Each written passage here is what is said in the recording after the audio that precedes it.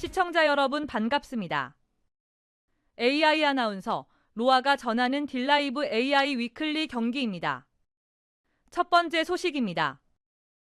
경기도 여주시와 화성시, 오산시에 이어 북부 지역에는 동두천시의 네 번째 반려동물 테마파크가 들어섭니다.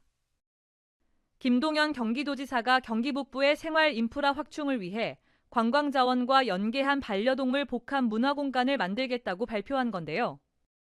내년 9월에 본격적인 공사를 시작해 오는 2027년에는 문을 열 예정입니다. 보도의 권석화 기자입니다. 경기 북부 반려동물 테마파크 조성지로 동두천시가 선정됐습니다. 경기도 동부권 여주시, 서부권 화성시, 남부권 오산시에 이어 네 번째 반려동물 테마파크입니다. 내년 9월 본격적인 공사를 시작해 오는 2027년 문을 열 예정입니다. 반려동물과 사람이 함께하는 경기도의 대표 반려동물 테마파크 경기 북부 반려마루는 동두천시에 조성합니다. 총 사업비 150억 원 규모로 경기 북부의 관광자원과 연계한 반려동물 복합 문화공간을 만들겠습니다. 앞서 도는 반려동물 공간에 대한 수요 충족과 경기 북부 지역의 관광 인프라 확충을 위해 지난해 11월부터 북부 10개 시군을 대상으로 사전 수요 조사를 실시하고 의견을 수렴해 왔습니다. 경기 북부 반려동물 테마파크는 반려동물 놀이터와 산책로, 입양센터 등 필수적인 반려동물 시설뿐만 아니라 캠핑장과 카페테리아, 야외 공연장 등 다양한 연계 시설도 포함해 이반려인도 함께 즐길 수 있는 공간으로 마련됩니다. 반려동물의 복지와 건강을 위한 의료시설과 미용시설, 장기 체류가 가능한 호텔과 유치원도 들어섭니다. 도는 반려동물 테마파크 외에도 구리와 포천, 파주 등 경기 북부 4개 시군에 지역 특화형 반려동물 친화 공간을 조성할 계획인데 내년부터 각 시군별로 20억 원씩 모두 80억 원을 지원하겠다고 밝혔습니다. 딜라이브 뉴스 권석화입니다. 경기도가 양주와 남양주를 동북부 공공의료원 후보지로 선정한 가운데 우려의 목소리도 교차하고 있습니다. 지역별로 산재한 경기도 의료원들에 대해선 뚜렷한 대책이 없었기 때문인데요. 공공의료의 보루 역할을 맡고 있는 지역 의료원에 대한 관심이 필요하다는 지적입니다. 박영찬 기자입니다. 경기도 의정부시에 위치한 경기도 의료원 의정부병원입니다.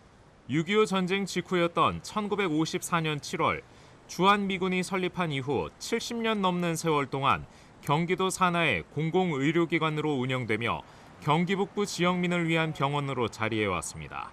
인접한 곳에 가톨릭대 병원과 을지대 병원이 들어서면서 수요가 분산되긴 했지만 흥선동과 가능동, 녹양동 등 의료급여를 받고 있는 고령 인구와 취약계층에 특화된 의료 서비스를 제공하며 경기 북부 공공의료의 보루 역할을 도맡아 왔습니다. 지난 11일 경기도가 경기 동북부 공공의료원으로 양주시와 남양주시 두 곳을 최종 후보지로 낙점한 가운데 주변 지역을 중심으로 미묘한 온도차가 감지되고 있습니다. 공공의료원이 들어설 양주와 남양주시를 제외한 동두천, 양평, 가평, 연천 등에는 총 27억 원 규모의 지원책이 발표됐지만 기존 경기도 의료원들에 대해선 뚜렷한 대책이 없었기 때문입니다. 경기 북부 5개 시군 중 경기도 의료원이 위치한 의정부와 포천만 언급에서 빠진 것도 눈에 띄는 부분입니다. 경기 동북부 공공의료원은 남양주시와 양주시로 확정합니다.